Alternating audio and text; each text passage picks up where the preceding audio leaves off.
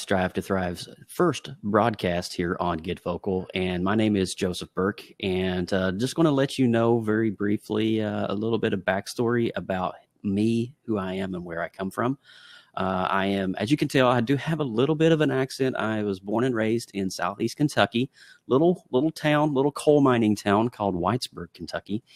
And I come from a large family of a lot of farmers and miners and stuff like that. So growing up in Appalachia was definitely pretty awesome as a kid because everywhere you went, the backyard was the woods. Now, one of the things I'm going to be talking about today is my growing up and living with chronic illness. And how does that all tie in with Kentucky? Well, I'm going to tell you. My mother was a carrier of a specific genetic deformity called hemophilia. Now, I have a graphic here. I'm going to kind of show this and break it down for you guys. This basically shows the mom and dad. The father does not have hemophilia, but the mother is a carrier of the gene. That's how hemophilia starts. And I do have hemophilia. I have there's 3 different versions of hemophilia. There's mild, moderate, and severe. I have what is called severe, which means less than 1% clotting factor in your blood. Now, as you can see from the children, the child has a 50-50 chance, if it's male, of carrying the XY chromosome that's needed for a hemophiliac.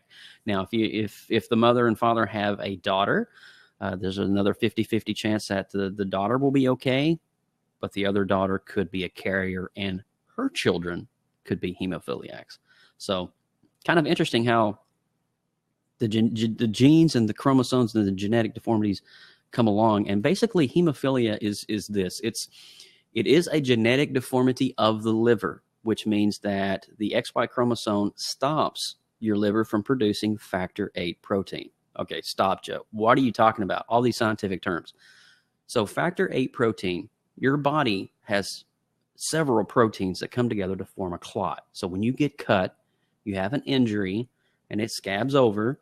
All right. So you have protein molecules in your blood that form that clot. That way there's no infection. There's no abnormalities. There's no, bad stuff that gets in, basically. Factor VIII happens to be the glue that binds all of those proteins together. So there's factor VIII, factor 7, factor 9, factor 12, factor 10.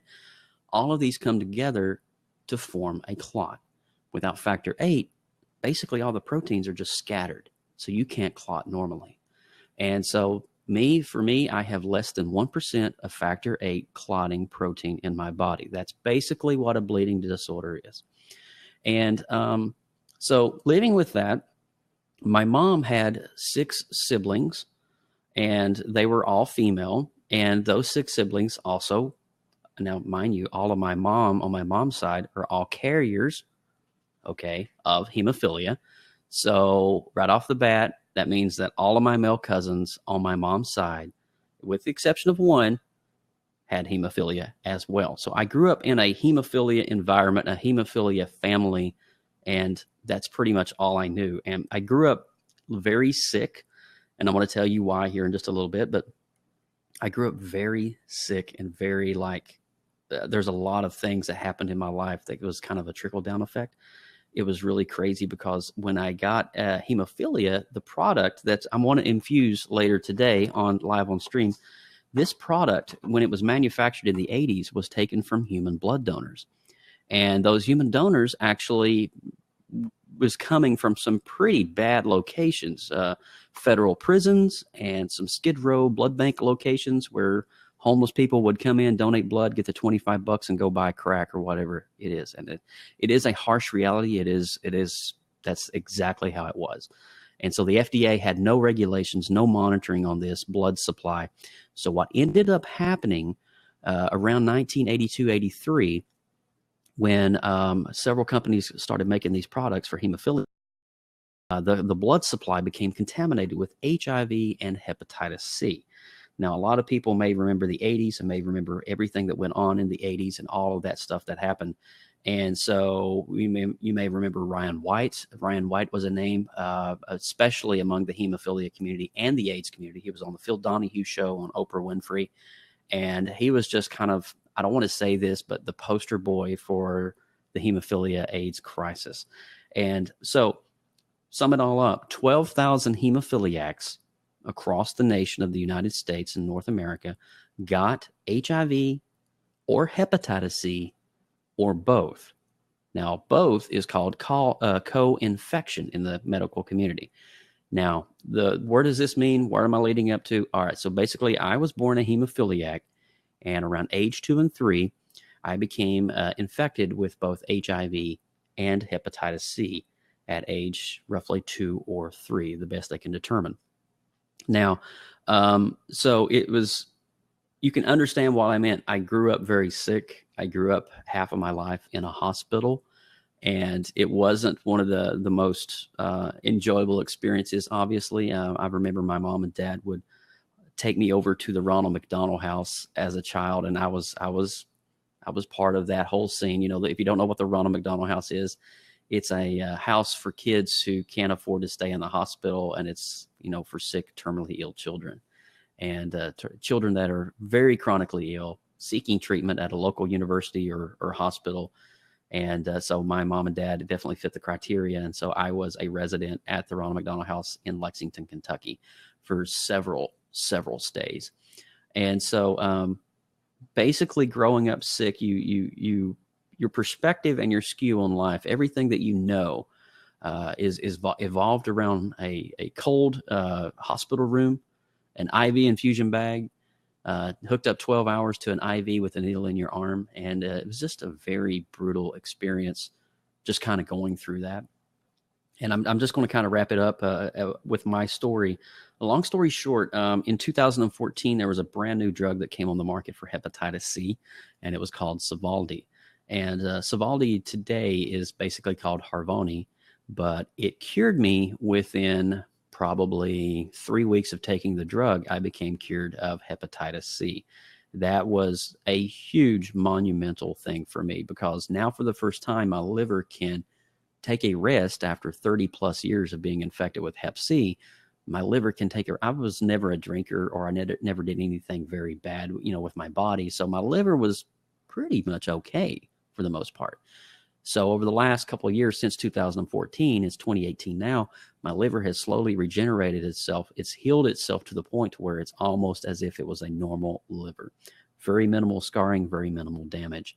And so it's pretty awesome when you think about it in retrospect. But man, I tell you, my life is just, it's crazy. It's a roller coaster. And what I'm saying is, of the 12,000 that was infected, and this is why I say it's a roller coaster, of the 12,000 infected, only 1.8% are alive today from the crisis of the AIDS epidemic involving hemophiliacs.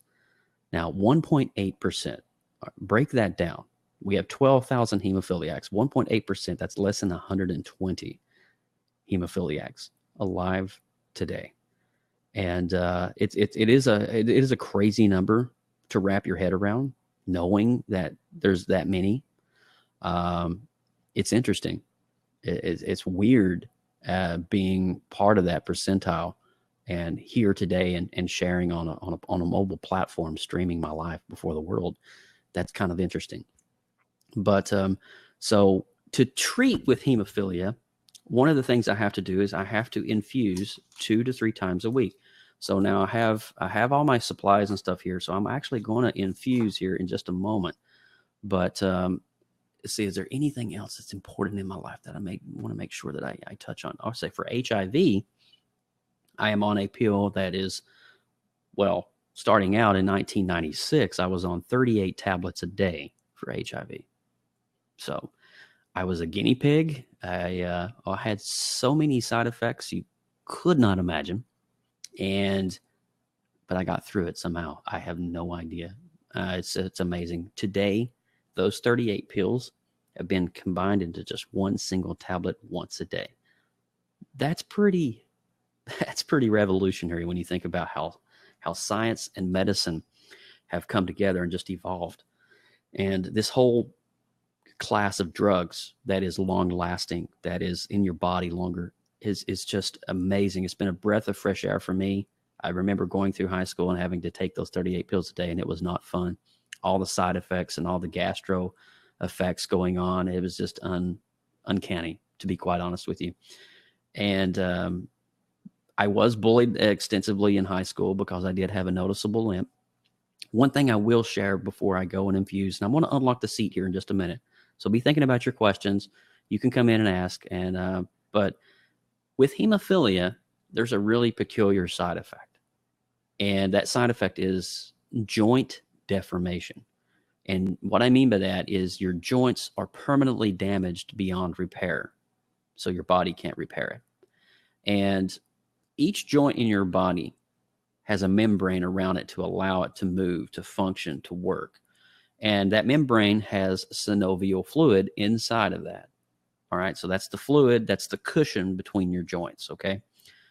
Well, that synovial fluid has a sac of membranes around it, and around that also is thousands, millions of capillaries that feed blood into the joint to keep the joint healthy and active. Well, over time, if I was to overexert myself, say, for example, go and mow the grass, and I push the lawnmower the wrong way and my knee starts hurting. Well, the capillaries will literally rupture inside the joint and make the joint swell 3 to 4 times its normal size. I can't begin to tell you how painful that is. It's excruciating. And so over time, injury after injury, what happens is the joint begins to fuse. It begins to lock up because there's no synovial fluid. There's no membrane. There's nothing. So I'm going to show you my elbow in real time, but I'm going to show you some x-rays of my body that I had done just recently in the past year. So this is my arm. All right. So as you can see, I've got some muscle wasting going on right here. So I can only bend my arm from here to there. That's it. So we're talking maybe 18 degrees, 20 degrees range of movement, and that's it. And so my shoulder up here is another problem. I can raise my shoulder good here, but I can only raise it here. But if you look at the joint itself, you can see it's all jacked up. And I can't begin to tell you how painful that is. So long story short on that, we've come a long way with this. The FDA now regulates, there's protocols and measures in place that helps hemophiliacs be able to, infuse without the fear of knowing that this product is contaminated with AIDS and HIV and any other harmful disease that could harm us. And so we've learned from the past. We're building onto the future. It's important sometimes to reflect on the past and where we come as a bleeding disorder community. And for me, I reflect often about where I'm at today in society, where I'm at right now in this world. And hey, what's up, Cacciano? What's up, Christy? Want to give a shout out to the chat room right quick. I'm about ready to open it up as I get ready to do this and answer your questions at the same time. Now, I will give you a warning. If you don't like the sight of blood, there will be blood. Okay, I'll have to stick a needle in my arm. So I am going to infuse today. Wednesdays and Saturdays are my infusion days. Today, of course, is Wednesday afternoon. So I want to take my medicine live on camera. So this is something I don't do much, but I'm going to do it for the sake of documentation. So basically, long story short, I was born hemophiliac at age 2 and 3, contracted HIV, hepatitis C from contaminated blood products. I saw several of my cousins die of AIDS. I had to go through that whole thing. I had to see all that as a child. Heavily, extensively bullied as a child. It wasn't exactly a glamorous upbringing. But be thinking about your questions. Like if there's any questions that you have for me when I unlock the seat, be thinking about those. And, they can be as simple or as complex as you want it to be. And that's kind of what I'm embracing here today. I want a complexity. I want those complex answers, those hard ones. And I want to be challenged because I want to be able to answer those questions efficiently for you guys. So I'm going to go ahead and unlock the seat, and I'm going to get my medicine ready. And you guys can come on and say hello. So, yes. Anyway, unlocking the seat as I get ready to do this thing here. But let's see, do the camera thing, and bada boom, bada bang. Look at that. Isn't that special? Okay, camera down here, and we are going to infuse. Kind of crazy, right? You guys are more than welcome to hop in if you want to. I know it's kind of weird, but I know, picture in picture, right? It's crazy. Picture. All right, so this is how it comes. This is hemophilia factor product right here. That's it. It's the fluids up here. Let me open it up for you. All right, so there's the saline. There's the powder. So this is a powdered, synthetically made factor 8. And basically, all you have to do now, back in the 80s, we'd have to do this. We'd have to roll it until all the powder was dissolved, but we don't have to do that today. So I'm going to go ahead and pop that one. So it transfers the saline solution from the top chamber down to the bottom, and now it's all mixed up. I got 2 vials. Now, to let you guys know exactly how much this stuff costs, it is one of the top 5 most expensive drugs in the world to manufacture. So right now, I'm getting ready to infuse in my body around 4,000 units. Okay, so 4,000 units. So do the math. $1.85 per unit. All right. So 1.85 times 4,000. You heard me correctly. That's exactly how much this stuff costs. And I get 12 of these a month. So a year cost to keep my hemophilia products on hand ranges between $660,000 and $750,000 a year. A month is usually right around the $35,000 to $40,000 price range. Danielle asks, have you or your family ever been given any free healthcare services? How did they correct it? Your story is amazing. So happy that you're still here and able to tell your story. Yes, my mom and dad. My dad was a coal miner, and we didn't have a lot of income growing up. You know, obviously living in rural Appalachia, and so there was this program in the 80s, 90s called Handicap for Crippled Children, and it was basically, I know it sounded by today's vocabulary, it's like what.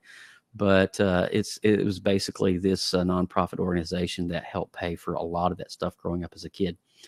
Today, I'm permanently disabled and stuff. And so I'm going to show you why I'm permanently disabled. So this is my right elbow right here. Okay. So if you look at the graphic, the top one is my normal elbow. It's what a normal elbow should look like.